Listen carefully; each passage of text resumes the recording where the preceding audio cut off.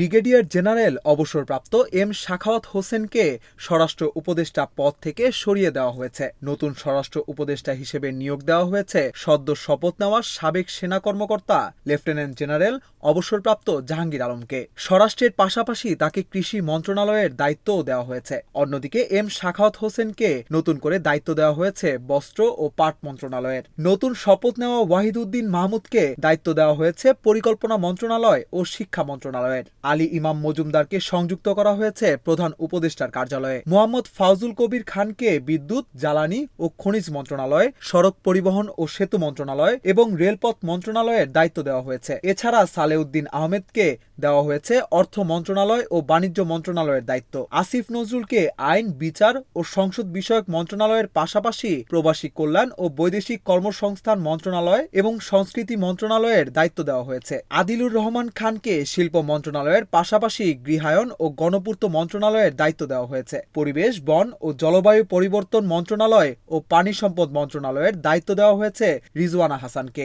ডাক, টেলিযোগাযোগ ও তথ্য প্রযুক্তি মন্ত্রণালয়ের পাশাপাশি নতুন করে তথ্য ও সম্প্রচার মন্ত্রণালয়ের দায়িত্বভার দেওয়া হয়েছে নাহিদ ইসলামকে। আসিফ মাহমুদ সামলাবেন যুব ও ক্রীড়া মন্ত্রণালয় এবং শ্রম ও কর্মসংস্থান মন্ত্রণালয়। ফারুকী আজমকে দেওয়া হয়েছে মুক্তিযুদ্ধ বিষয়ক মন্ত্রণালয় এবং দুর্যোগ ব্যবস্থাপনা ও ত্রাণ মন্ত্রণালয়। এছাড়া অন্যান্য উপদেষ্টাদের দায়িত্ব অপরিবর্তিত থাকবে। কোটা সংস্কারের দাবিতে জুন মাসের মাঝামাঝি থেকে উত্তাল ছিল বাংলাদেশ। জুলাইয়ের মাঝামাঝি আন্দোলন রূপ নেয় সহিংসতায়। আইনশৃঙ্খলা বাহিনীর বল প্রয়োগ ও মানবাধিকার লঙ্ঘন নিয়ে উদ্বেগ জানায় জাতিসংঘ। সহিংসতার ঘটনার নিরপেক্ষ তদন্ত ও দোষীদের বিচার নিশ্চিতেরও আহ্বান জানায় সংস্থাটি। শুক্রবার আন্দোলনের বিষয়ে প্রাথমিক প্রতিবেদন প্রকাশ করে জাতিসংঘ মানবাধিকার কমিশন। স্থানীয় গণমাধ্যম ও আন্দোলনকারীদের বরাত দিয়ে প্রতিবেদনে জানানো হয়, আন্দোলন ঘিরে ১৬ জুলাই থেকে ১১ আগস্ট পর্যন্ত বিভিন্ন স্থানে বিক্ষোভ ও অস্থিরতায় ৩২ শিশুসহ ৬ শতাধিক মানুষের মৃত্যু হয়েছে। এর মধ্যে শুধু ৫ ও ৬ আগস্ট ২ দিনে মারা গেছে অন্তত ২৫০ জন। ছাত্র আন্দোলন দমনে নিরাপত্তা বাহিনীর অতিরিক্ত বল প্রয়োগ, মানবাধিকার লঙ্ঘন, নির্বিচার গ্রেপ্তার, নির্যাতন, গুম, বিচার বহির্ভূত হত্যা ও মত প্রকাশের স্বাধীনতা হরণের সত্যতাও পেয়েছে জাতিসংঘ। এটি বাংলাদেশের জন্য গুরুত্বপূর্ণ মুহূর্ত। মানবাধিকার রক্ষা করাই অগ্রগতি ও জবাবদিহিতার মূল চাবিকাঠি। আমরা আগামী সপ্তাহে ঢাকায় একটি দল পাঠাবো, যারা সাম্প্রতিক সহিংসতা ও অস্থিরতার প্রেক্ষাপটে মানবাধিকার লঙ্ঘনের তদন্ত পদ্ধতি নিয়ে আলোচনা করবে।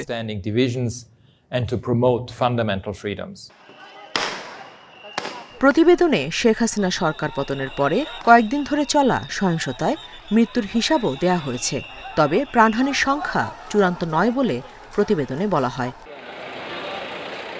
Nusrat Serin, Independent News. ভারতের প্রধানমন্ত্রী নরেন্দ্র মোদীর সঙ্গে ফোনে কথা বলেছেন বাংলাদেশের অন্তর্বর্তী সরকারের প্রধান ড মোহাম্মদ ইউনূস। এ সময় বাংলাদেশে হিন্দু ও সংখ্যালঘুদের সুরক্ষা ও নিরাপত্তা নিশ্চিত করার প্রতিশ্রুতি দিয়েছেন তিনি। এ নিয়ে শুক্রবার সামাজিক যোগাযোগ মাধ্যম এক্সে পোস্ট করেন ভারতের প্রধানমন্ত্রী নরেন্দ্র মোদী। এক্সে দেওয়া পোস্টে নরেন্দ্র মোদী বলেন, বাংলাদেশের অন্তর্বর্তী সরকারের প্রধান উপদেষ্টা প্রফেসর মোহাম্মদ ইউনূসের কাছ থেকে একটি টেলিফোন কল পেয়েছি। এ সময় বাংলাদেশে বিরাজমান পরিস্থিতি নিয়ে মতবিনিময় হয়েছে। নরেন্দ্র মোদী আরও বলেন, একটি গণতান্ত্রিক, স্থিতিশীল, শান্তিপূর্ণ ও প্রগতিশীল বাংলাদেশের প্রতি ভারতের সমর্থন পুনর্ব্যক্ত করেছেন প্রধান উপদেষ্টা প্রফেসর মোহাম্মদ ইউনূস। তিনি বাংলাদেশের হিন্দু ও সকল সংখ্যালঘুদের সুরক্ষা ও নিরাপত্তার আশ্বাস দিয়েছেন। এর আগে গত ৮ আগস্ট প্রধান উপদেষ্টা হিসেবে শপথ নেওয়ার পর ড মোহাম্মদ ইউনূসকে শুভ কামনা জানান নরেন্দ্র মোদী।